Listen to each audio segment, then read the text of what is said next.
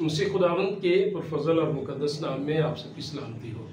आज हम बात करने वाले हैं कि बाइबल मुकद्दस में तहरीर है कि जब साउल बादशाह जो बनी इस्राइल का पहला बादशाह था, इक़्तिदार में था, तो मुकद्दस कलाम में लिखा है उन दिनों जब फलस्तीनियों के साथ जंग हुई तो एक कदावर शख्स जिसका नाम जाति जूलियत जो फलस्तीन का ताल्लुक रखने वाला था, लिखा है वो इसराइल को ललकारता है और साउल ये डिक्लेयर करता है, ऐलान करता है कि जो कोई जाति जूलियत को हलाक करेगा उसे एक नहीं, दो नहीं, 3 इनाम बादशाह की तरफ से दिए जाएंगे।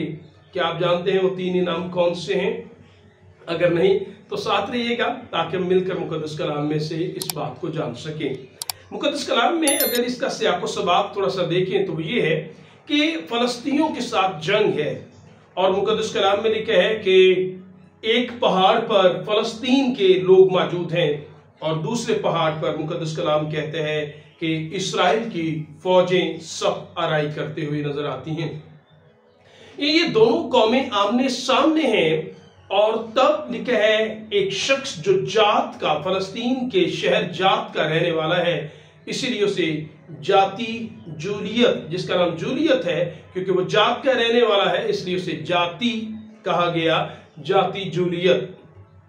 मुकद्दस कलाम में लिखा है कि वो कदावर शख्स जो है वो वहां से अपनी कौम के दरमियान से निकलता है और लश्कर में से बाहर आता है और इस्राइल की फौजों की फसीहत करता है, बेइज्जत करता है, तहकीर करता है और कहता है अगर तुम में कोई मर्द है तो उसे बाहर निकालो। और अगर आप मुकद्दस कलाम में पढ़कर देखें तो लिखा है ये जाति जूलियत शख्स जो है ये कोई आम जंगजू शख्स नहीं है, बल्कि ये देओ कदामत शख्स जो है, जब्बार जिसे कहा जाता है, ऐसा शख्स है। और अगर आप मुकद्दस कलाम में पहला शमूएल और उसके 17वें बाब में पढ़ें तो तहरीर क्या है सुनिए। 4 आयत, और फलस्तीनियों के लश्कर से एक पहलवान निकला जिसका नाम जाति जूलियत था। उसका कद 6 हाथ और 1 बालिश था।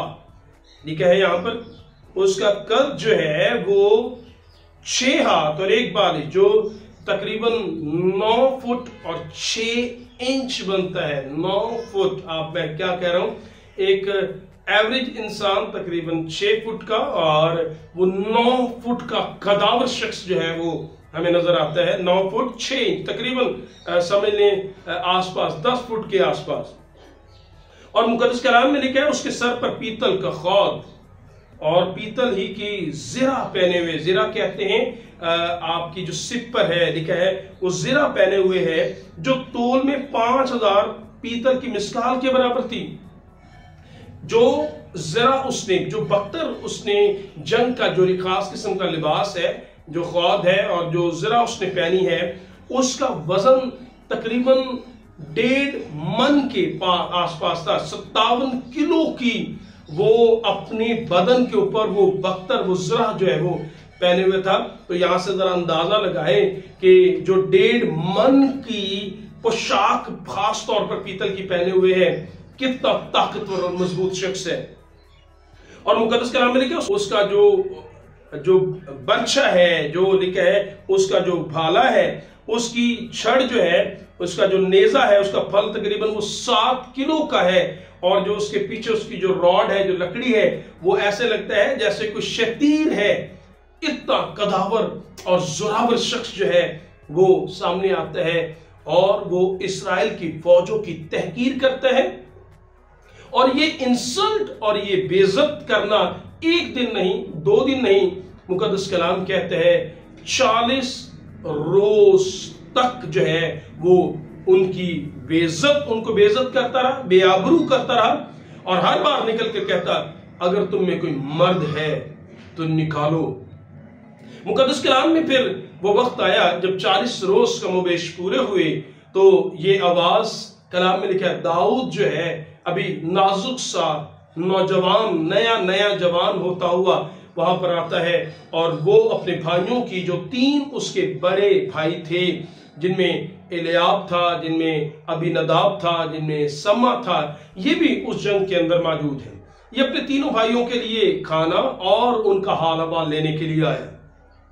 जब वो कदावर शख्स इस्राएल की फौजों की तहकीर कर रहा है और कलाम में लिखा, उसने कहा है कोई जो मुझसे लड़े, तो आखिरकार बात को मुख्तसर करते हुए बुजुर्ग दाऊद जो है, जब एक अभी नौजवान बच्चा सा है, एक नजर आता है, उसके कान में पहुंचती तो वो ये कहता है, ये नामख्तून होता कौन है जो जिंदा खुदा के लोगों की तहकीर करे? ये होता कौन है जो खुदा के लोगों को बेआबरू करे?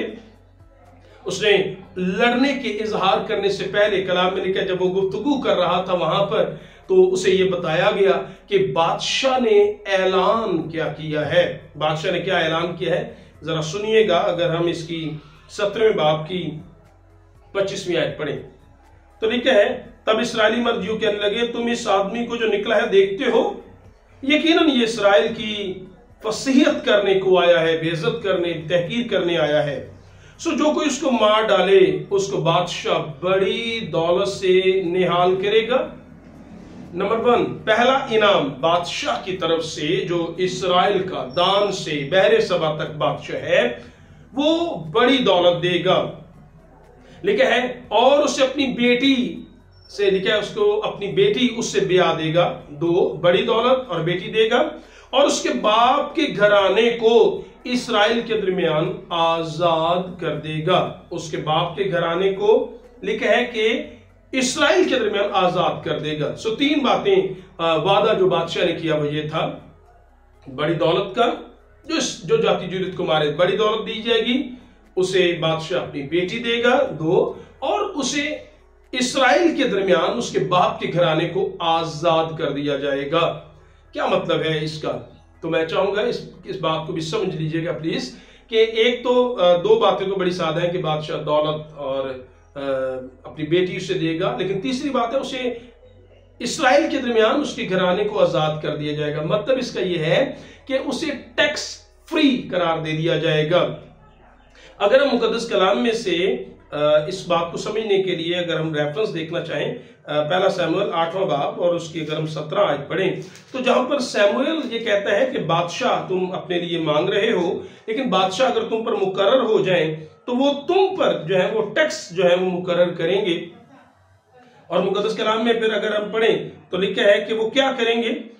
अगर हम 8वां बाब 15वीं ऐसे पढ़ता हूं, वो तुम्हारे खेतों और पाकिस्तानों का 10वां हिस्सा लेकर अपने फौजों और खादमों को देगा, और तुम्हारे नौकरों, चाकरों और लौंडियों और तुम्हारे शकील जवानों और तुम्हारे गधों को लेकर अपने काम पर लगाएगा, और लेकर वो तुम्हारी भेड़ बकरियों का भी 10वां हिस्सा लेगा, सो तुम उसके गुलाम बन जाओगे।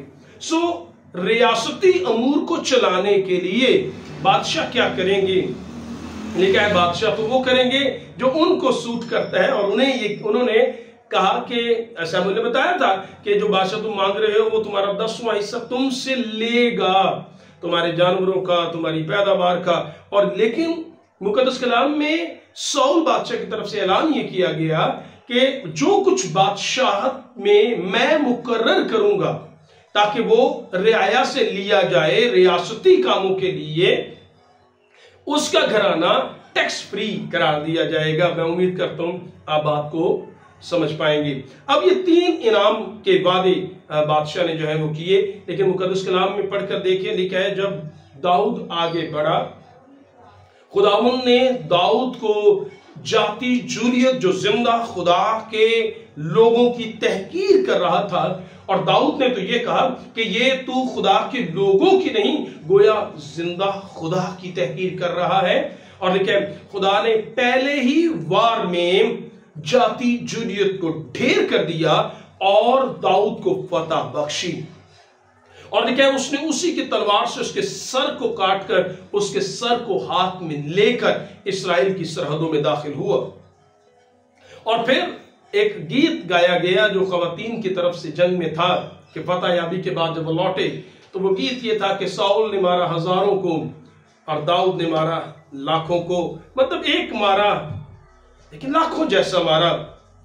कलाम में लिखा ये बात साउल बादशाह को नागवार गुजरी, और उसने जो वादे किए थे, सच में आपको बताऊं उसने उन वादों की पासदारी हकीकत में नहीं की। आप पढ़कर देखें तो लिखा उसने मीरब से ब्याहने का दाऊद से वादा किया, जब वक्त आया तो वो किसी और के साथ ब्याह दी गई। और दाऊद के आगे फिर जब मीकल भी दी गई तो वो भी कई एक शराइत रख के कि दाऊद ताकि मारा जाए, हलाक हो जाए। उसने अपने कौल और अपने वादों को पूरा नहीं किया। और जो शादी की भी गई वो भी आप और मैं जानते हैं, वो फलस्तियों के हाथों से मरवाने के लिए कि तू 100 फलस्तियों की खलड़ी लेकर आ तो फिर मैं तुझे अपनी बेटी दूंगा। हकीकत में ये भी एक प्लान था कि वो फलस्तियों के हाथों से मारा जाए, लेकिन खुदा दाऊद के साथ था और खुदा ने उसे फतह बख्शी। मैं आपकी तवज्जो इस बात की तरफ दिलवाना चाहता हूं, हाँ उसने वादा किया लेकिन उसने वादा पूरा नहीं किया। वो बादशाह था, इक्तदार में था, वादा पूरा कर सकता था लेकिन नहीं किया। वो सोच सकता था कि दाऊद ने कितना कौम पर एक तरह से एहसान किया कि वो जो 40 रोज से हमें शर्मिंदा कर रहे थे उसे मार गिराकर हाँ इस शर्मिंदगी को हमसे दूर किया, लेकिन उसने वादा पूरा ना करके अपनी खुदा के साथ दूरी और नाइंसाफी को साफ तौर पर अय्या कर दिया। लेकिन मैं आपको तो जो इस बात पर दिलाना चाहूंगा कि आप और मैं जिस खुदावंद से जुड़े हुए हैं, अगर हम उस खुदा की जो बुलंदियों पर है और खुदा के बेटे यीशु की रहनुमाई में चलते हैं, उनकी पैरवी करते हैं, तो वो खुदा जो वादे करता है वो पूरे करता है। पढ़कर देखिए, खुदा ने बुजुर्ग इब्राहिम से कहा कि अपने बाप दादा के घर से निकल आ और मैं तुझे कहता हूं तो मुल्क के कनान के तूलो अर्ज में सैर कर ले, क्योंकि ये जगह तेरी होगी। कलाम में लिखा है वक्त आया खुदा ने वो जगह उसको और उसकी औलाद को बख्शी। खुदा वादे करता और पूरे करता है। मुकद्दस कलाम में पढ़कर देखिए, खुदा ने बुजुर्ग इब्राहिम से कहा 400 सालों के बाद मैं तेरे लोगों को मुल्क कनान में ले आऊंगा। 400 साल गुजरे और खुदा ने वादा पूरा किया।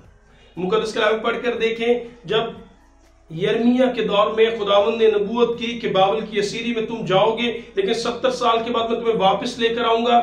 खुदावंद ने वादा किया और उसे पूरा किया और लोगों को वापस लौटा कर लाया। और फिर अज़रा और ज़ुरबाबल और नेहमिया के दौर में फिर से उन्हें बहाल किए। योसाया के जरिए वादा किया गया, देखो एक कंवारी हामला होगी और बेटा जनेगी। वक्त आया जब यीशु मसीह दुनिया में आए और कलाम में पढ़कर देखें, लिखा है कि यीशु मसीह ने दुनिया में जन्म लेकर आपका और मेरा गुनाहों का कफारा दिया गया। इसीलिए पहला करंथियों अगर हम उसके 6 बाब और उसकी 19वीं आयत पढ़ें तो लिखा, तुम अपने नहीं बल्कि कीमत से खरीदे गए हो। यीशु ने कीमत पे की गई। और अब यीशु का एक और वादा मैं आपके सामने रखना चाहता हूँ, वो ये है, यीशु ने कहा मैं जाता हूँ और मैं तुम्हारे लिए जगह तैयार करता हूँ, फिर आऊंगा तुम्हें अपने साथ लेकर जाऊंगा। साउल वादे पूरे ना कर सका लेकिन आपका और मेरा खुदा वादे पूरे करता है। आइए उसकी तरफ देखें और उसका वादा यह है कि जहां मैं हूं वहां तुम भी हो। और आसमान पर जाने का रास्ता सिर्फ और सिर्फ यीशु है।